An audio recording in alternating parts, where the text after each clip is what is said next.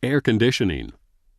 Heat-sensitive electronic components are stored in air-conditioned Hänel lean lifts set to a temperature of 59 degrees Fahrenheit and controlled to within narrow tolerances. In temperature-regulated industrial Rotomat carousels, chemical products are kept in storage conditions of unvarying humidity and controlled constant temperature. The additional insulation of the vertical carousels supplements this air-conditioned system perfectly. Air circulation and removal of condensation are further advantages of this installation.